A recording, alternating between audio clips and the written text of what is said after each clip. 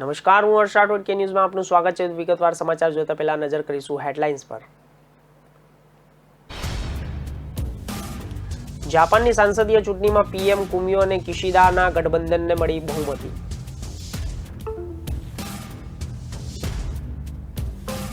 ફરી ધમધમશે જૂની VS hospital અને 13 સુપર સ્પેશિયાલિસ્ટ ઓપીડી શરૂ થશે।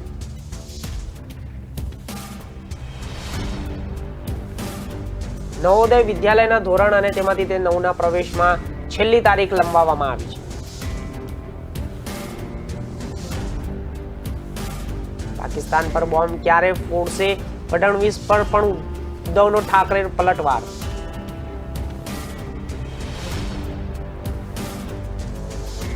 પટના સિરિયલ બ્લાસ્ટ કેસને 4 ને ફાંસીની સજા। તો સમાચાર જોઈશું વિસ્તારથી। જાપાનના વડાપ્રધાન કુમિયો કિશિદાના તેમાંથી તે ગઠબંધનને રવિવારે યોજાનારી સંસદીય ચૂંટણીમાં કેટલીક બેઠકો ગુમાવવા છતાં બહુમતી જાળવી રાખી હતી અને અંતિમ પરિણામો અનુસાર કિશિદાની લિબરલ અને ડેમોક્રેટિક પાર્ટી અને તેના ગઠબંધનોની સાથે કેમોટા અને મળીને તેમાંથી 200 બેઠકો જીતી હતી। સત્તાવાર પરિણામો અનુસાર એલડીપીના ગઠબંધનના ભાગીદારને કોમોટોએ 32 બેઠકો જીતી છે। તો જો કે હજુ સુધી પરિણામ સત્તાવાર રીતે જાહેર કરવામાં આવ્યું નથી। તેને મળેલી બેઠકોમાં 465 સભ્યોના નીચલા ગૃહમાં 233 બહુમતી આંકડા કરતાં વધુ છે। તે એલડીપીની ગત વખતે 305 બેઠકો મળી હતી। જો કે આ વખતે કોરોના વાયરસ સામે લડી રહેલા આર્થિક પ્રાદેશિક સુરક્ષા પડકારોને કારણે ચૂંટણીમાં કેટલીક બેઠકો ગુમાવી પડી છે। તો કિશિદાએ તેમના શાસક ગઠબંધનને અને બહુમતી પ્રાપ્ત કર્યા પછી રવિવારે મોડી સાંજે કહ્યું કે નીચલા ગૃહની ચૂંટણી નેતૃત્વ અને પસંદ કરવા વિશે મને લાગે છે કે અમને મતદારો તરફથી જનાદેશ મળ્યો છે। તો ભૂતપૂર્વ વિદેશ પ્રધાન અને કુમિયો કિશિદાએ જાપાનના સાંસદ અને તેના દેશના વડાપ્રધાન તરીકે ચૂંટવામાં આવ્યા હતા। તો કિશિદા યોશિદા હિદે અને સુગાને તે બદલે છે। તે સુગા અને તેમની કેબિનેટ 4 ઓક્ટોબરે રાજીનામું આપ્યું હતું। 64 વર્ષીય કિશિદા આ વર્ષે 4 ઓક્ટોબરે શાસક પક્ષમાં નેતૃત્વના રેસ જીત્યા બાદ વડાપ્રધાન બન્યા હતા। તો પાર્ટીના નેતાઓને તેમને યોશિયા હિદે અને સુગાને તેમને પ્રભાવશાળી અને પુરોગામી અને શિન્ઝો આબેને સલામત અનુગામી તરીકે જોયા। તો કિશિદા સમક્ષ સૌથી મહત્વનું કામ પક્ષનું ગુમાવેલું સમર્થન પાછું મેળવવાનું છે। તે જ વર્ષે વડાપ્રધાન તરીકે ચૂંટાયેલા કિશિદાએ સત્તા સંભાળી અને માત્ર 10 દિવસ પછી નીચલા ગૃહનું વિસર્જન કર્યું। તે એક્ઝિટના પોલ અને તેમાંથી તે અંદાજો સાથે વધુ ઓછા પ્રમાણમાં હતા। તો ઝુંબેશ માટે તે કોવિડ-19ને સામનો કરવાના પગલે અર્થવ્યવસ્થાને પાટા પર લાવવાના પગલે કેન્દ્રિત હતી।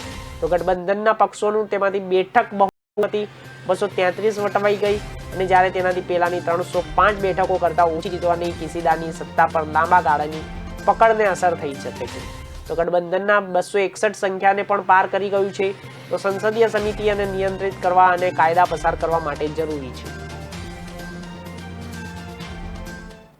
તો અમદાવાદના નગરજનો માટે એક મોટા અને સારા સમાચાર સામે આવ્યા છે। અમદાવાદની જૂની વીએસ હોસ્પિટલ ફરી ધમધમશે અને જૂની વીએસ હોસ્પિટલમાં 13 સુપર સ્પેશિયાલિસ્ટ ઓપીડી અને શરૂ કરવામાં આવે છે, જ્યાં અમદાવાદના શહેરના મેયર અને સ્ટેન્ડિંગ ચેરમેન ઓપીડીનું લોકાર્પણ કર્યું હતું। માટે 50થી વધુ ડોક્ટર્સોની નિમણૂક કરવામાં આવી છે અને આ સાથે જ સમયની અંદર અને તેમાંથી વીએસ હોસ્પિટલના રિનોવેશન પણ કરવામાં આવશે। સાથે જ શારદાબેન અને એલજી હોસ્પિટલનું નવીનીકરણ કરવામાં આવશે। જૂની વીએસ હોસ્પિટલમાં 13 સુપર સ્પેશિયાલિસ્ટ ઓપીડી અને 65 લાખના ખર્ચે બનેલી પીએસએ ઓક્સિજન પ્લાન્ટનું પણ લોકાર્પણ કરવામાં આવ્યું છે। આશરે 3 મહિનાના પહેલા અમદાવાદ મ્યુનિસિપલ કોર્પોરેશન સ્ટેન્ડિંગ કમિટીના બેઠકમાં જૂની વીએસ હોસ્પિટલના નવીનીકરણોનો નિર્ણય લેવામાં આવ્યો હતો। બાકી વીએસ અને હોસ્પિટલને 100 કરોડથી વધુના ખર્ચે નવી બનાવવામાં આવશે। તો જૂની વીએસ હોસ્પિટલ જે સારવાર અને થતી હોય તે તમામ સારવાર આ નવી હોસ્પિટલમાં પણ મળશે। તો ટૂંક જ સમયની અંદર વીએસની જૂની હોસ્પિટલનું રિનોવેશન કરવામાં આવશે। ઉલ્લેખનીય છે કે કોરોના મહામારી પછી બીજી લહેર દરમિયાન કોરોનાગ્રસ્ત દર્દીઓની સંખ્યા વધતા બંધ પડેલી જૂની અને તેમાંથી તે વીએસ હોસ્પિટલને ફરીથી શરૂ કરવાનો નિર્ણય લેવામાં આવ્યો હતો। સંક્રમણ વધતા જૂની વીએસ હોસ્પિટલને તાત્કાલિક કોવિડ કેર હોસ્પિટલ તરીકે કાર્યરત કરવામાં આવી હતી। તો પ્રથમ તબક્કામાં 36 દર્દીઓ માટે હોસ્પિટલ સુવિધા ઊભી કરાઈ, પરંતુ થોડી જ વારમાં તમામ બેડો ભરાઈ જતા વધુ બેડની વ્યવસ્થા કરવામાં આવી હતી।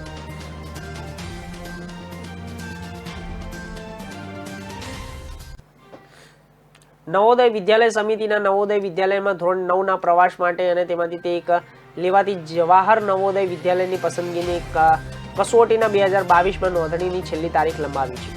આવી સ્થિતિમાં જ વિદ્યાર્થીઓએ અત્યાર સુધીમાં અરજી કરી શક્યા નથી।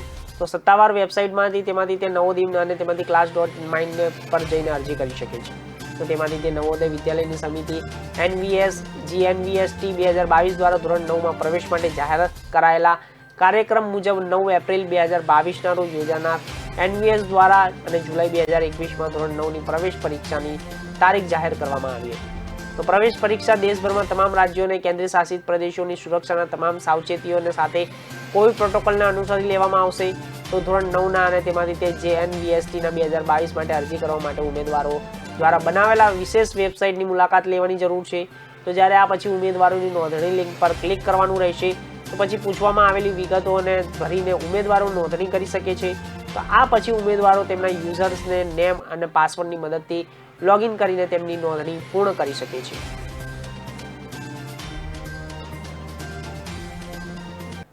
તો મુંબઈ ડ્રગ્સ અને તેમાંથી કેસને લઈને વકરેલા રાજકીય વિવાદમાં હવે રાજ્યના મુખ્યમંત્રી ઉદ્ધવ ઠાકરેની એન્ટ્રી થઈ ચૂકી છે.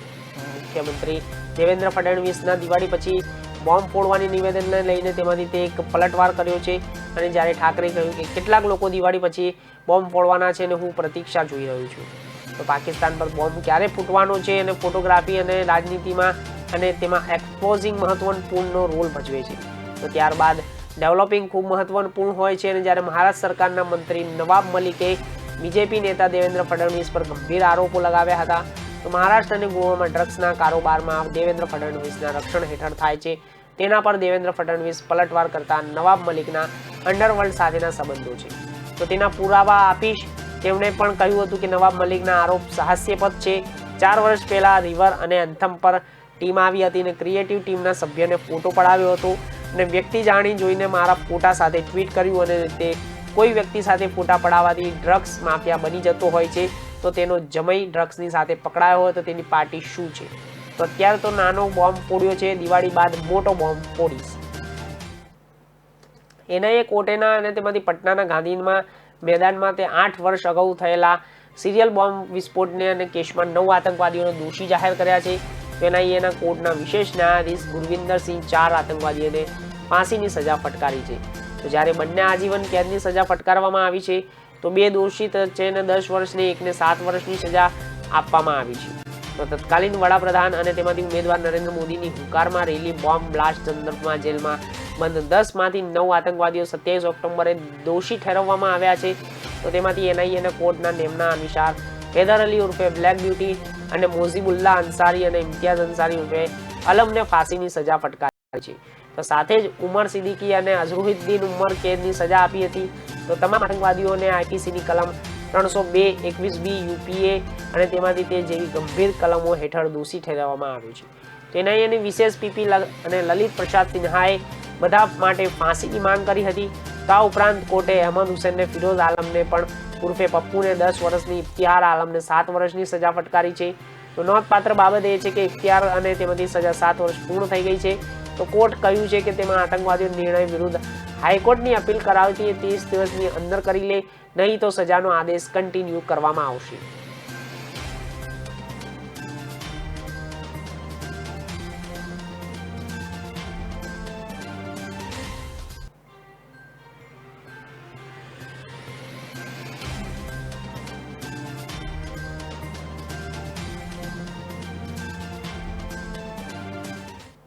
તો સમાચારોમાં હાલ સમય થયો છે વિરામનો, તો લઈશું એક વિરામ.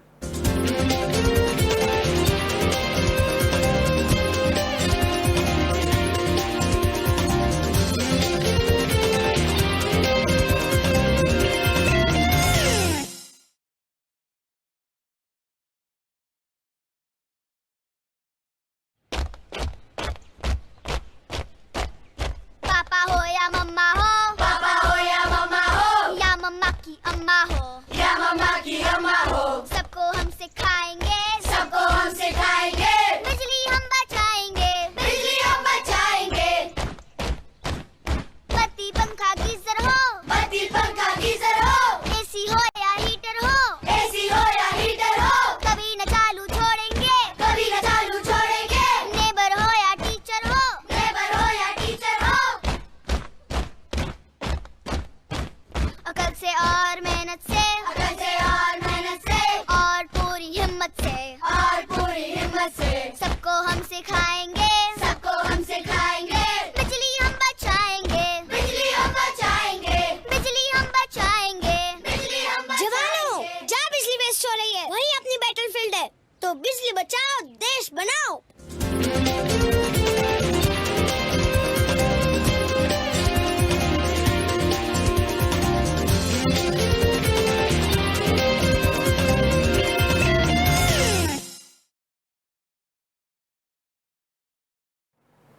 વિરામ બાદ આપનું સ્વાગત છે સમાચારોમાં. આગળ નજર કરીશું ઉત્તર પ્રદેશમાં જીન્ના બાબતે વિવાદિત નિવેદન ઉગ્ર બન્યા છે અને સોમવારે મુરાદાબાદ અને તેમાંથી મુખ્યમંત્રી યોગી આદિત્યનાથે અખિલેશ યાદવ પર નિશાન સાધ્યું હતું અને તેમણે કહ્યું હતું કે સમાજવાદી પાર્ટીના અધ્યક્ષ અખિલેશ યાદવ પર અને વિચાર તાલિબાની છે. તો તેના યોગીએ કહ્યું હતું કે અખિલેશનું ભાષણ સાંભળ્યું હોય તો તેઓ રાષ્ટ્રને એક કરનાર સરદાર વલ્લભભાઈ પટેલની સરખામણી દેશના ભાગલા કરનાર જીન્નાઓ સાથે કરી રહ્યા હતા. તો આ ખૂબ જ શરમજનક છે અને યોગીએ વધુમાં વધુ કહ્યું હતું કે અખિલેશ દેશની માફી માંગવી જોઈએ. અખિલેશ યાદવે રવિવારે હરદોઈમાં સંબોધન કરતા સરદાર પટેલની સરખામણી જીન્ના સાથે કરી હતી. તેમણે કહ્યું હતું કે સરદાર પટેલ, મહાત્મા ગાંધી, જવાહરલાલ નહેરુ અને જીન્ના એક જ સંસ્થામાં અભ્યાસ કરીને બેરિસ્ટર બની આવ્યા હતા અને તેમણે એક જ જગ્યાએ અભ્યાસ કર્યો હતો અને બેરિસ્ટર બનીને આઝાદી અપાવી. પણ તેમણે મુરાદાબાદ સીએમ યોગીએ કહ્યું કે આખો દેશ સરદાર પટેલને લોખંડી પુરુષ માને છે. એવા સમયમાં અખિલેશના વિચાર ફરીથી સામે આવ્યા અને તેમણે દેશના ભાગલા પાડનાર જીન્નાઓને દેશને એક કરનાર સરદાર પટેલની સામે રાખી દીધા છે. તો તે વિચાર હંમેશા વિભાજન અને વિશ્વાસમાં કહે છે.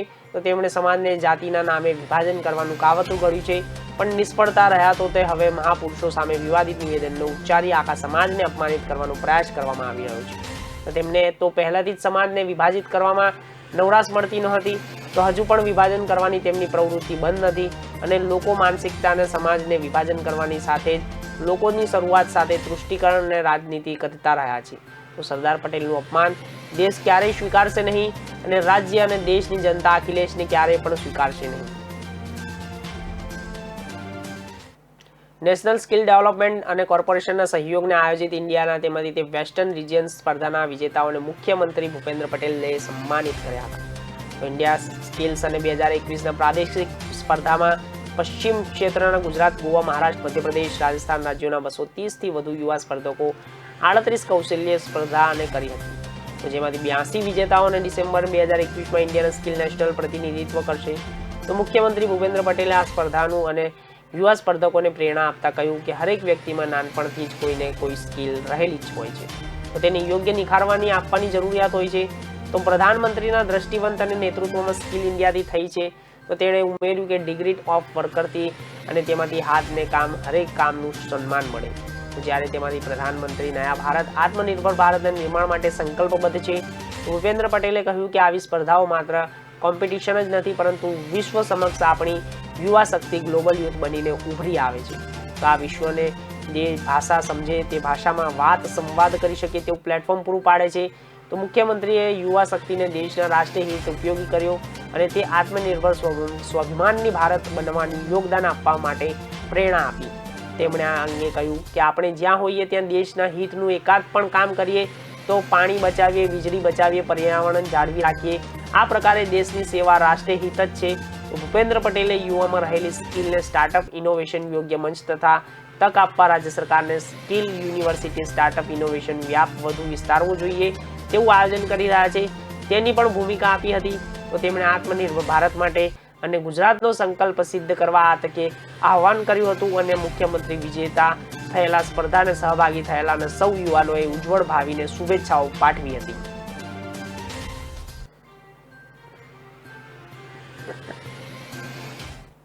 રેલવે રિક્રુટમેન્ટ અને સેલ દ્વારા વિવિધ ઝોનમાં એપ્રેન્ટિસની જગ્યાઓને પર ભરતી જાહેરનામું બહાર પાડવામાં આવ્યું છે. તો એપ્રેન્ટિસની 16,000થી વધુ જગ્યાઓની ભરતી માટે અરજીની પ્રક્રિયાઓ ચાલુ રહી છે. ઉમેદવારોની છેલ્લી તારીખ પહેલા સત્તાવાર વેબસાઇટ દ્વારા અરજી કરી શકે છે. તે રેલવે અલગ અલગ ઝોનમાં અને અલગ અલગ સૂચનાઓ જાહેર કરી છે.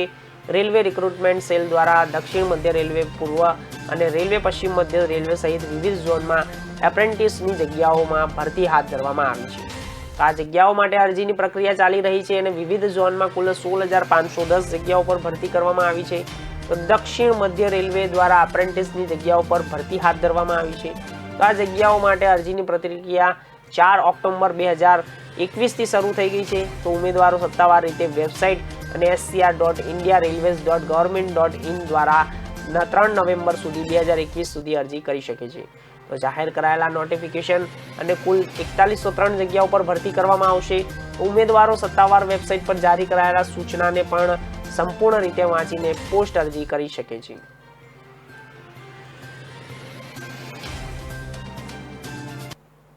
તહેવારો પર પોતાના ઘરે જતા લોકો માટે સારા સમાચાર છે. ભારતીય રેલવે આગામી દિવાળી અને છઠ પૂજા અને દરમિયાન આ તહેવાર વિશેષ અને તેની ટ્રેનોનું સંચાલન કરશે. તો ભારતીય રેલવેના પશ્ચિમ રેલવે અને ઝોન મુસાફરના તે સુવિધાઓના આગામી તહેવારોની સિઝન દરમિયાન મુસાફરીની માંગને પહોંચી વળવા માટે પશ્ચિમ railway Bandra terminus Bhuj, Okha, Bhavnagar terminus અને બિકાનેર સુધીની વિશેષ ભાડા પર તહેવારોની મોટી અને તે વિશેષ ટ્રેનો ચલાવવાનો નિર્ણય લે છે. તો ટ્રેન નંબર 09417 અને 09418 બાંદ્રા અને ટર્મિનસ ભુજ વકલી અને તેમાંથી વીકલી સ્પેશિયલ બાંદ્રા ટર્મિનસ દર શનિવારે 19:25 ઉપડશે અને બીજા દિવસે 12:20 ભુજ પહોંચશે. તો આ ટ્રેન 6 થી 27 નવેમ્બર 2021 સુધી ચાલશે.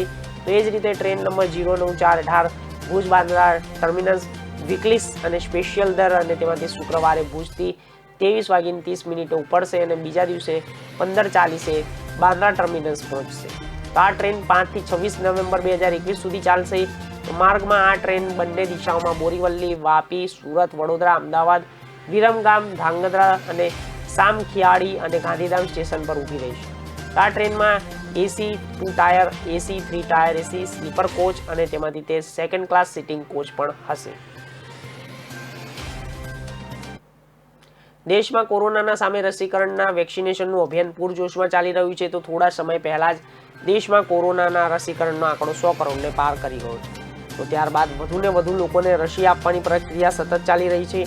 તો આ ક્રમમાં અત્યાર સુધીમાં 78% લોકોને કોરોના રસીનો પ્રથમ ડોઝ આપવામાં આવ્યો છે. તો કેન્દ્રીય આરોગ્ય મંત્રી મનસુખ માંડવિયા આ અંગે માહિતી આપી છે કે એક ટ્વીટમાં તેમણે કહ્યું કે દેશના 78% વસ્તી કરીને અને તેમાંથી તે કોરોના રસીનો પ્રથમ ડોઝ આપવામાં આવ્યો છે. તો જ્યારે 35% વસ્તીઓને બીજો ડોઝ લીધો છે. તો મંત્રાલયે જણાવ્યું છે કે દેશભરમાં અત્યાર સુધીમાં 106.31 કરોડ રસીના ડોઝ આપવામાં આવ્યા છે.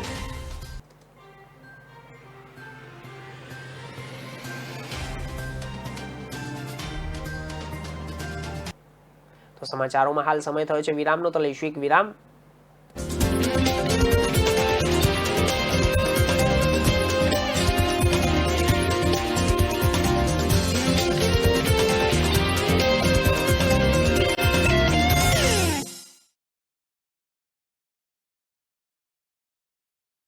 પ્રજાના પ્રાણ પ્રશ્નોને વાચા આપે છે કે ન્યૂઝ.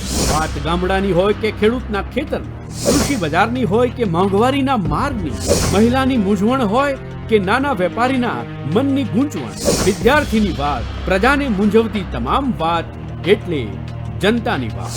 ઉઠાવો ફોન અને ડાયલ કરો. કે ન્યૂઝ રજૂ કરશે જનતાની વાત જનતાના મુખે. દર રવિવારે સાંજે 7:30 થી 9:30 મેરેથોન માહિતી રજૂ કરતો ફોન ઇન કાર્યક્રમ જનતાની વાત.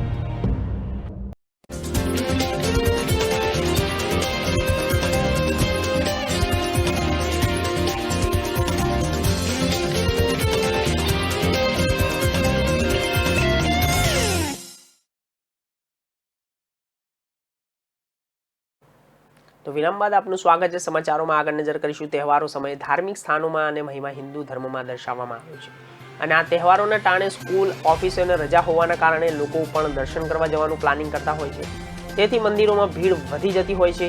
તો બીજી તરફ કોરોના કાળને કારણે મંદિરના પ્રશાસનની ચિંતા વધી જતી હોય છે.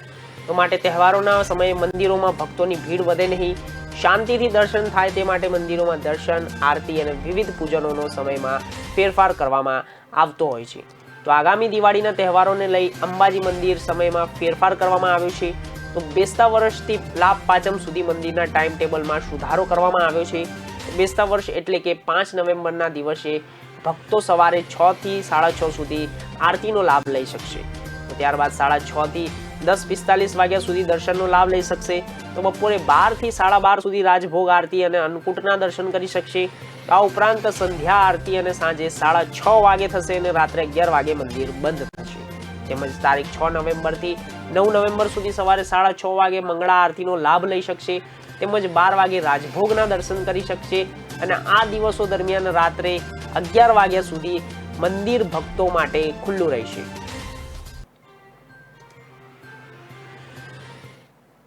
ભારત સરકાર દ્વારા દેશના ટેક્સટાઇલ ઉદ્યોગોને પ્રોત્સાહન આપવા માટે 7 જેટલા મેગા ટેક્સટાઇલ પાર્ક બનાવવા માટે ગાઈડલાઈન જાહેર કર્યા બાદ સુરતમાં પણ ટેક્સટાઇલ મેગા પાર્કની કમિટીના આગેવાનો દ્વારા જામીન અને શોધખોળ માટે કરવામાં એક યોજનાની શરત એવી પણ હતી કે 1000 એકર જમીનની જોગવાઈ હોવી જરૂરી છે.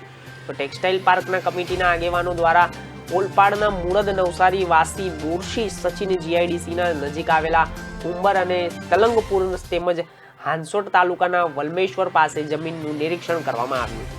તો આ મામલે સુરત, નવસારી અને ભરૂચ કલેક્ટર પણ સહયોગ અને અભિપ્રાય મળ્યો હતો.